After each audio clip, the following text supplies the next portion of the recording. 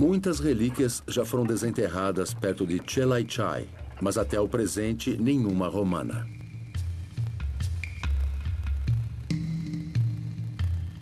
O museu, todavia, tinha encontrado uma peça interessante. O fragmento do capacete de um soldado com caracteres chineses. As palavras Chaoan estão bem claras aqui. Isso indica que o soldado foi anistiado pelo governo. Especialistas acreditam que o capacete pertenceu a um soldado cativo de Li Jian. As palavras Chaoan significam um dos que se renderam. E David ficou imaginando se um soldado romano teria usado um capacete como este. Um dos problemas é achar evidências. Poucos artefatos foram encontrados aqui, só algumas lanças, peças de cerâmica. Então, uma das dificuldades de Li Jian, e um de seus aspectos mais intrigantes, é que as evidências não são conclusivas. Especialistas acreditam que nenhuma das relíquias militares romanas sobreviveu por uma razão muito simples. Porque não há nenhuma aqui. Estou convencido de que quando esses soldados romanos foram capturados, eles foram desarmados. É óbvio. Eles já tiveram a sorte de sobreviver e, se fossem realizar tarefas militares em algum outro lugar, seriam reequipados pelos seus novos empregadores. Eu acho que se soldados romanos cruzassem a fronteira chinesa desse jeito, é improvável que estivessem usando capacetes, escudos, lanças e dardos romanos. Acho isso um contrassenso total. Simplesmente não pode ter acontecido.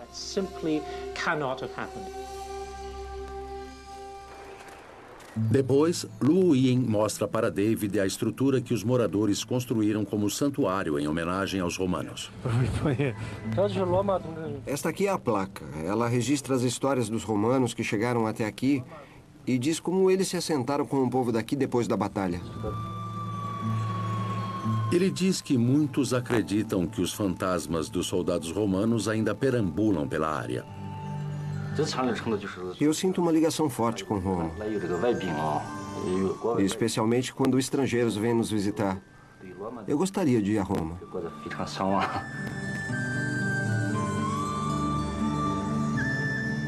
A personalidade de Luo Yin é baseada em sua crença de que é romano.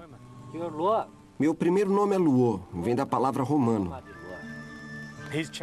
Ele mudou o nome para significar herói de Roma. Mas e se durante nossas pesquisas descobrirmos que ele não é romano? Temos o mesmo objetivo. Ele precisa saber quem são seus ancestrais. E eu preciso saber quem realmente estava em Chelaichai.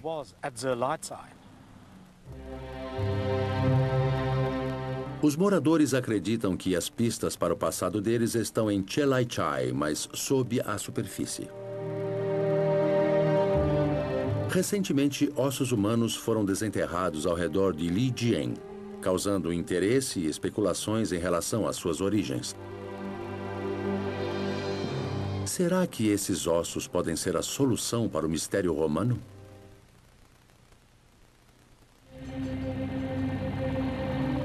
Em 2003, durante a construção de um duto de gás em Yongshang, uma empreiteira se deparou com o inesperado.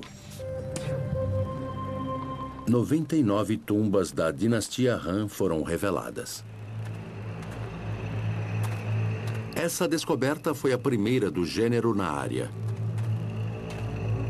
Dentro das tumbas, os pesquisadores encontraram esqueletos de 2.000 anos de idade e esperavam que a descoberta pudesse fornecer novas pistas para a pesquisa sobre os romanos. Mas todos os restos mortais foram recolhidos pelo Estado, impedindo maiores análises.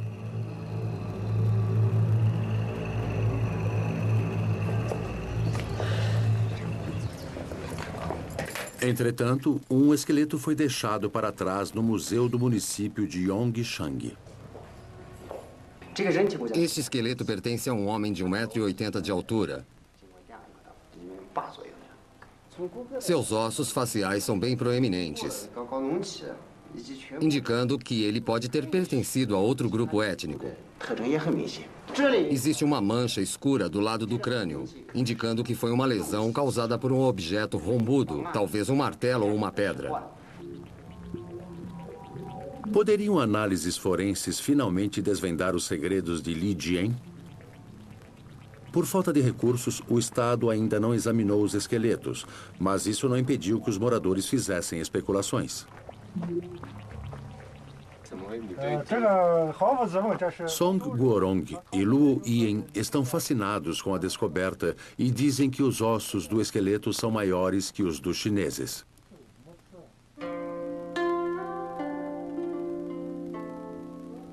Seriam romanos? Ou eram simplesmente chineses? Qual era a aparência do povo de Lijian, a cidade perdida da China? Os moradores tinham suas próprias teorias. Cabelo amarelo se refere ao povo de Lijian. Isso significa que eles têm pelos amarelos em várias partes do corpo. Segundo as nossas pesquisas, eles são mais encorpados. E têm pelos loiros no corpo todo.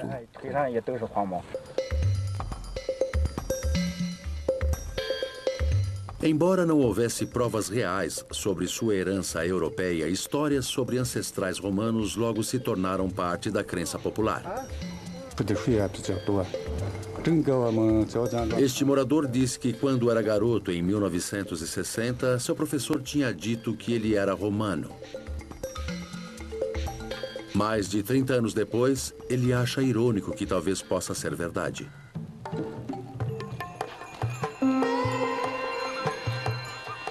No ano 2000, os moradores de Chelaichai tornaram-se o centro das atenções da mídia. Eles tinham participado de um desfile provinciano vestidos de romanos. A coreografia e os movimentos são adaptados de uma antiga dança de Lijian, o Dajian. Vamos dar as boas-vindas para as tropas de Yongchang, que vão nos apresentar hoje a formação em escama de peixe.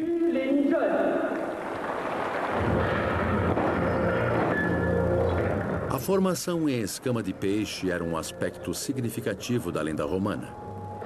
Os moradores de Lijian acreditam que seus fundadores, os legionários romanos, já tinham executado essa formação e construído uma guarnição na cidade natal deles.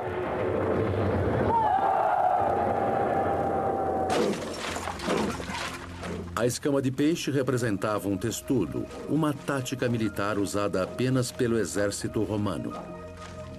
Homer Dubs acreditava que os romanos foram vistos lutando com essa formação na Ásia Central antes de serem levados para a China. Era uma formação singular. Mas a teoria era controversa. A batalha tinha sido travada tão longe de Roma que parecia improvável que os romanos pudessem ter estado por lá. Acho que é bem possível que a formação testudo tenha sido usada na área como uma tática. Mas quem a estava usando? Poderiam ser pessoas de origem romana?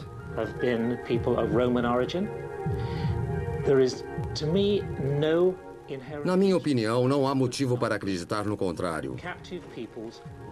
Povos cativos eram levados por toda parte, percorrendo distâncias enormes, mas mantinham suas identidades.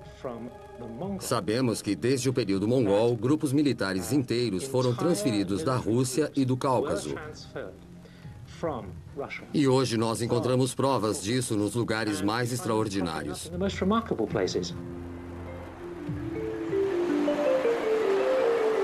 Outros especialistas estão menos convencidos sobre a teoria romana da formação escama de peixe. Nos corredores da Universidade de Oxford, alguns estudiosos têm até rejeitado as afirmações de Homer Dubs, alegando que não passam de fantasias.